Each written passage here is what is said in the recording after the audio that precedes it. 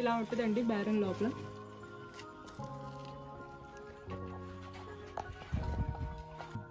ఇందాక మనం ఫైర్ చూసాం కదండి, ఆ ఫైర్ పాట్ అనేది అదండి. అక్కడ నుండి మనకి స్టీమ్ అనేది ఇలా పైప్ లైన్ ద్వారా పాస్ అవుతూ ఉంటుందండి. ఆ హీట్ వేపర్స్ అనేవి పైకి వెళ్ళి ఈ ఆకుల్ని బాయిల్ చేస్తాయండి.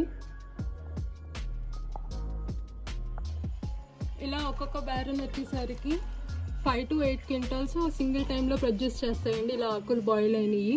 మనకి క్వింటాల్ వచ్చేసరికి 40,000 ఉంటుంది. లాస్ట్ ఇయర్ అయితే 40,000 సెల్ చేశారు క్వింటాల్ రేటు.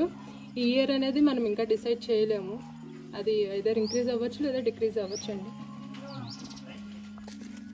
తర్వాత ఈ బాయిల్ అయిన ఆకులన్నిటిని గ్రేడింగ్ చేస్తారండి. ఆ గ్రేడింగ్ అనేది ఈ బాగా మాడిపోయిన ఆకులనేమో తీసేస్తారు. ఇలా కొంచెం ఆకుపచ్చగా ఉన్న ఆకులను కూడా తీసి పక్కన పెడతారండి. మిగిలిన ఆకులు అనేది బాగా బాయిల్ అయినాయి, కరెక్ట్గా బాయిల్ అయినాయి. వీటిని నెంబర్ 1 గ్రేడింగ్లోకి తీసుకుంటారు. ఈ బ్రౌన్గా ఉన్నాయని ఒక క్వాలిటీ, గ్రీన్గా ఉంది ఒక క్వాలిటీ, రిమైనింగ్ అనేది ఒక క్వాలిటీ. ఆ క్వాలిటీని బట్టి రేట్ డిసైడ్ చేస్తూ ఉంటారు, తీస్తూ ఉంటారు. చూసారు కదండి, ఇప్పుడు మనం ఈ క్రాప్ని బాయిల్ చేయటమును బ్యారన్స్ ఇవన్నీ. ఈ బ్యారన్ ఉండాలంటే ఖచ్చితంగా మనకి లైసెన్స్ ఉండాలండి. అలాగే క్రాప్ సెల్ చేయాలన్నా కూడా మనకి లైసెన్స్ ఉండాలి. మనం ఎవరికి సెల్ చేయగలుగుతామంటే టొబాకో బోర్డుకి మాత్రమే సెల్ చేయగలుగుతాము.